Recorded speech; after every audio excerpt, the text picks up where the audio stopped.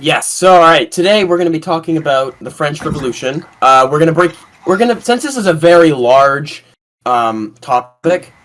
We're going to break it up into parts in this episode. So, I'm going to talk about kind of the build up to it, the backgrounds, the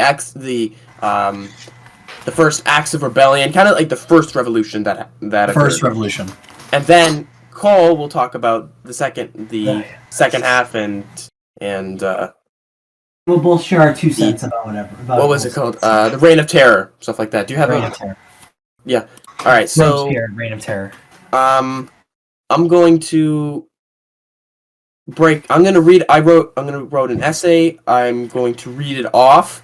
Call Aiden if I go too fast, or just let me know. I'll try to explain it the best of my ability. But all right. So here we go. So, the French Revolution was a rebellion led by the bourgeoisie, wealthy member, to oust the monarchy of France. Many peasants and serfs, which serfs were essentially the peasants of French society. Huh. Interesting that you use the term serf, huh? And as well as the Russian term for slavery. That's interesting. Matt, you're Russian? No. Wait, no. Matt. I wonder you know so much about what's going on.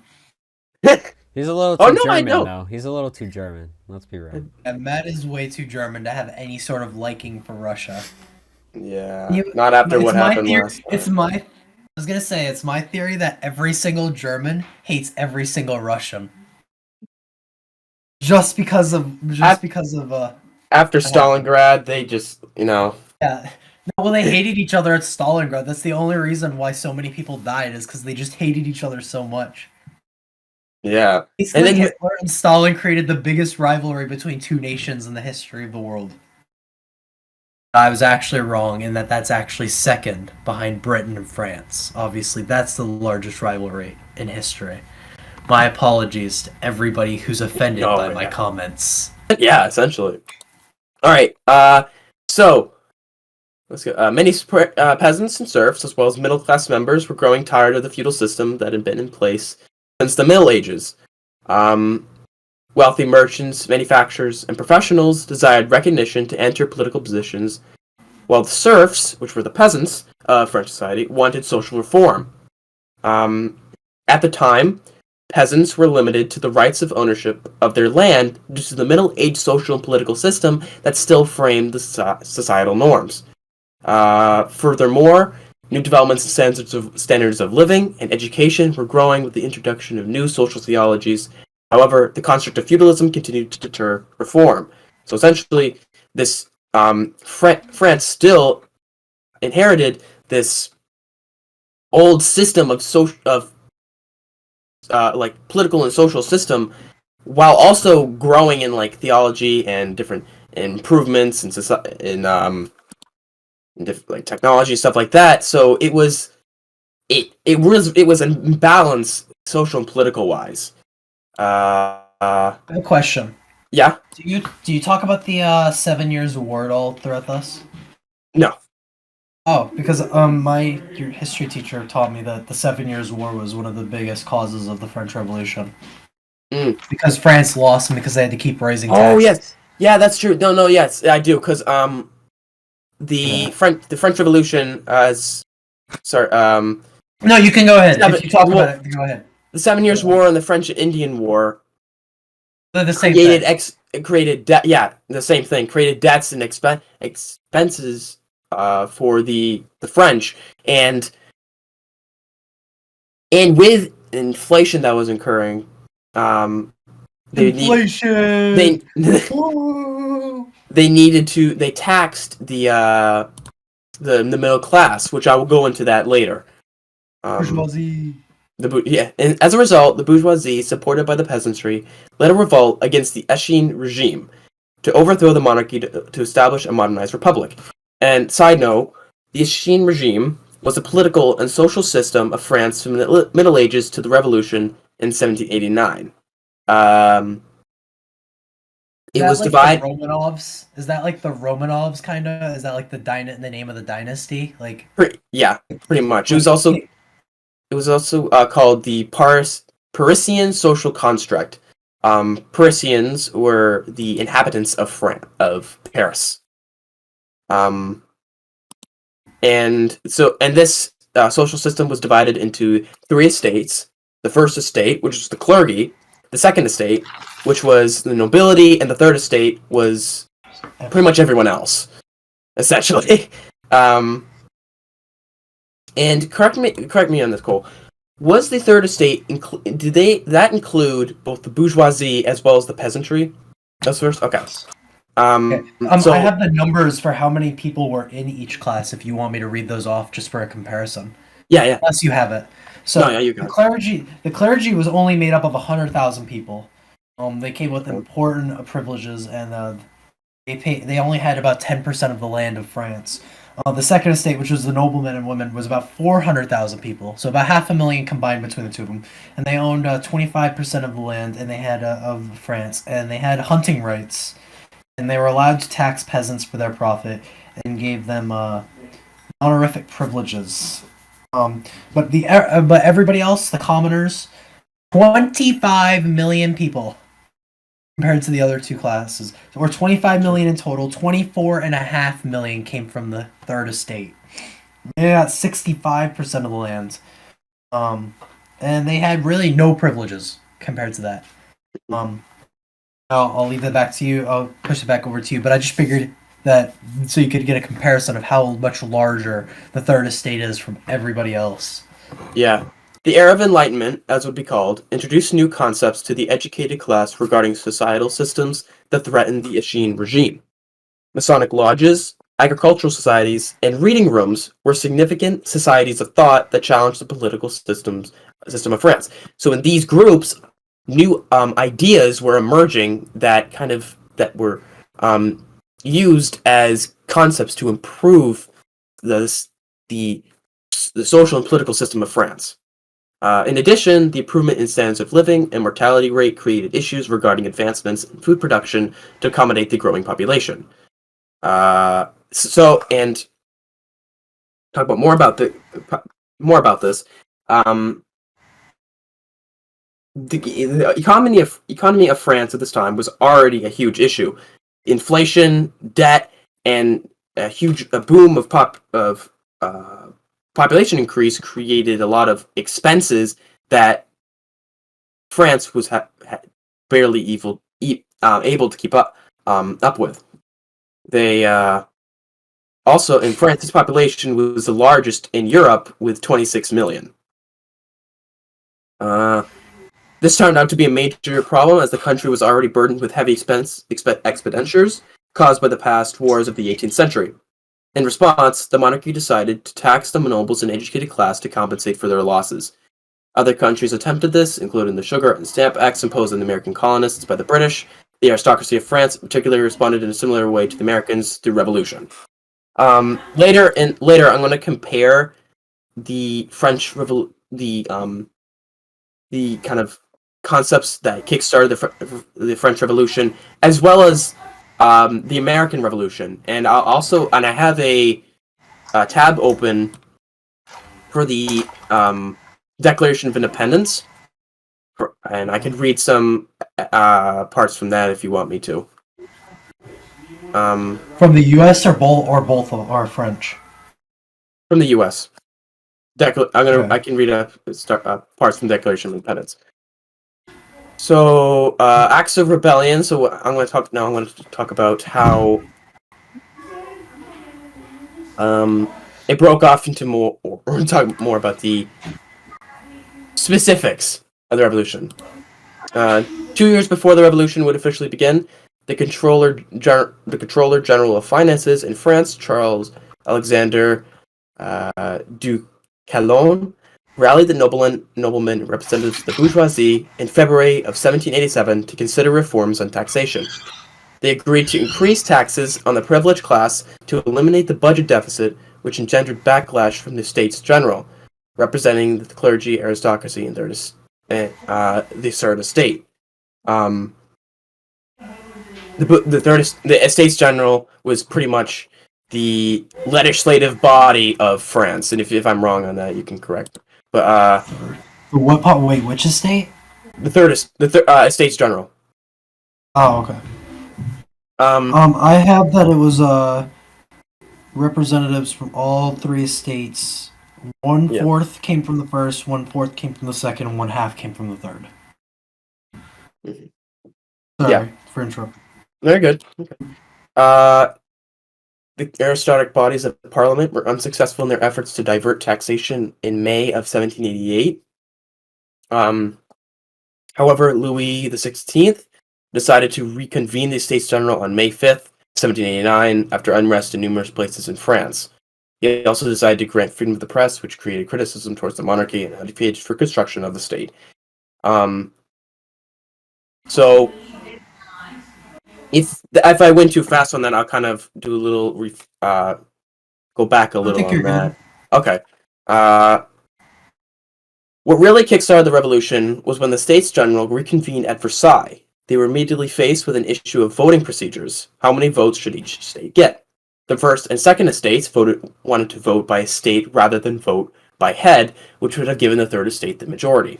However, the aristocracy decided to vote per estate, giving the clergy and nobility the advantage. This dispute caused deputies of the Third Estate to declare themselves the National Assembly shortly after, separating themselves from the other estates. Royal officials then locked the National Assembly from their regular meeting, so they decided to occupy the king's indoor tennis court, the Jeu de Paume, and swore an oath not to disperse from their position until a new constitution was written.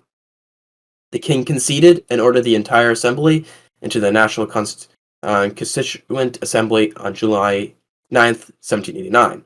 Side note, the National Assembly was a revolutionary assembly formed by the representatives of the Third Estate, formerly known as the National Constituent Assembly until the founding of the Legislative Assembly on September 30th, 1791. This new council would not have the support of the monarchy, however, and there were attempts to actually to dissolve it.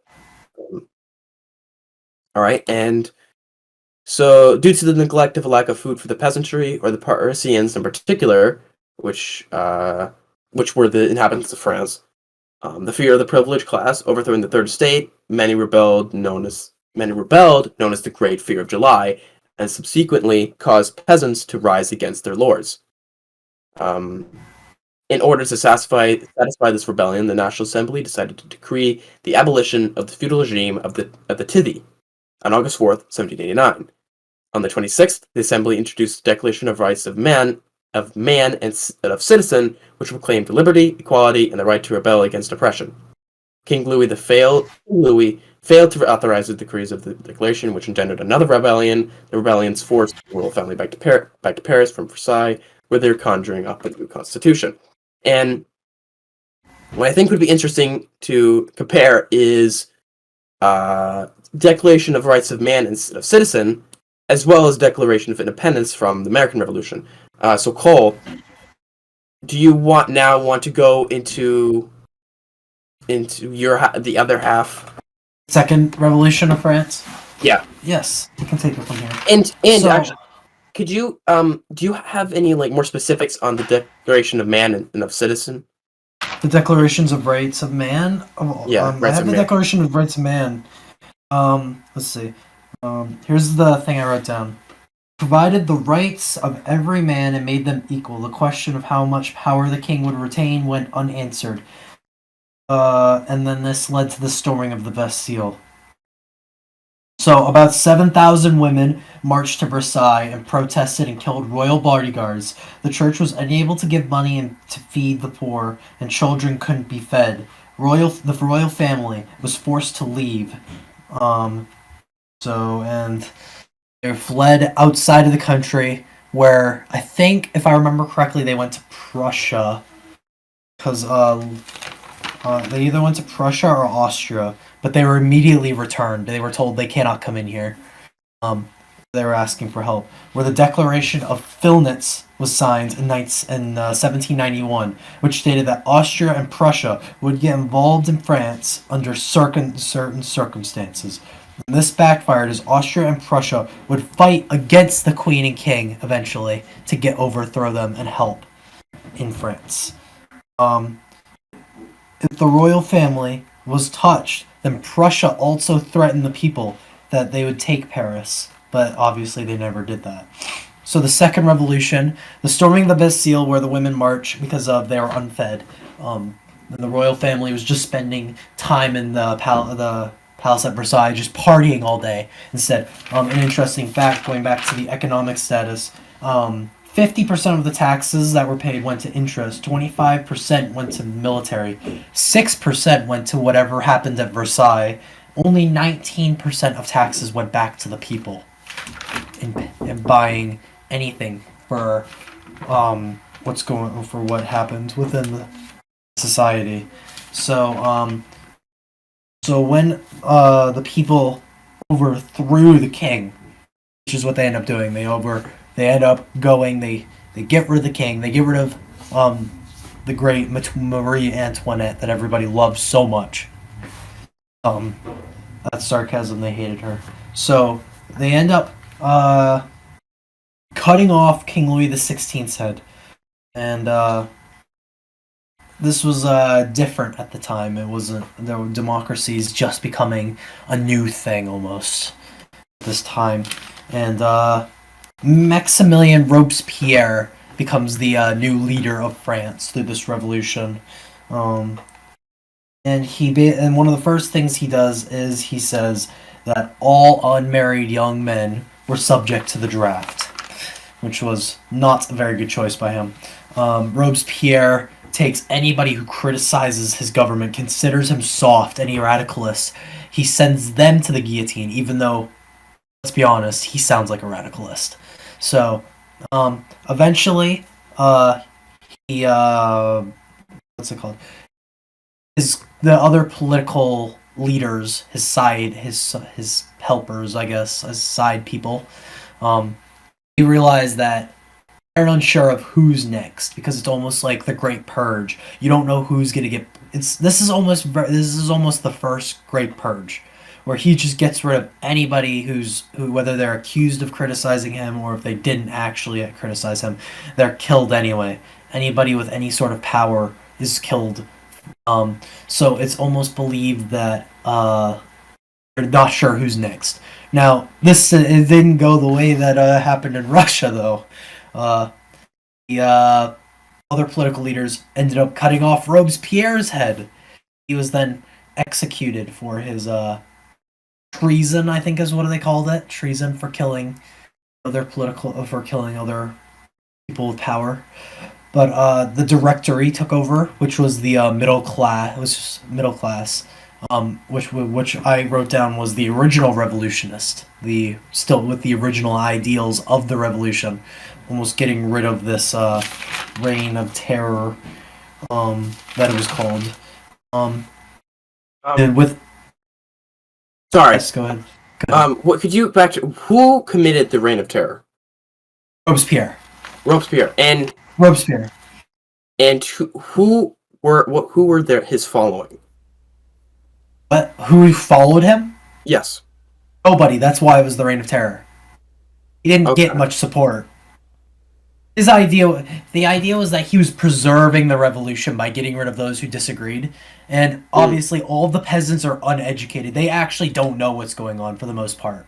Because this is an era before the news becomes big. If you were working on a farm, you had no idea that Robespierre even was a person. So whenever everybody gets their heads cut off, it's like, oh, okay. I don't even know who that guy is. Because you probably heard about it months later than it actually happened. So, yeah. Okay, that makes more sense then. So the Directory takes over. It's a group of middle-class original revolutionists. I think 5 of them. And they end up making the decisions, and they work on creating a new constitution to reduce unemployment in France. So that was the main idea behind it, and to restore the original ideals of the French Revolution. But some general that worked for France, named Napoleon Bonaparte, saw the Directory as weak, and decided that with his rise to power, he could make France strong again. He was another strong nationalist. Since we're talking a lot about nationalism today. So I'm guessing this is right around where Napoleon takes over. Yes, Napoleon builds up, and he basically signs the Concordat of 1801, or wait, no, what? That's got nothing to do with this. He takes over France in the late 1790s. He doesn't overthrow the Directory violently or anything like that, but he takes advantage of it and makes himself the sole leader of France, the emperor, as he would later be crowned. So how long did the Directory last before Napoleon Not took very over? long. Like maybe a couple years or something like that. Maybe 5 at most. Hmm.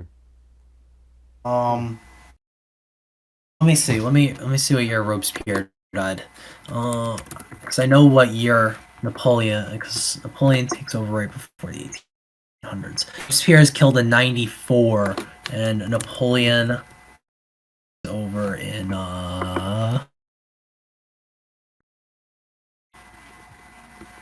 let's see, ruler of France in 99. So 5 years. So there you go.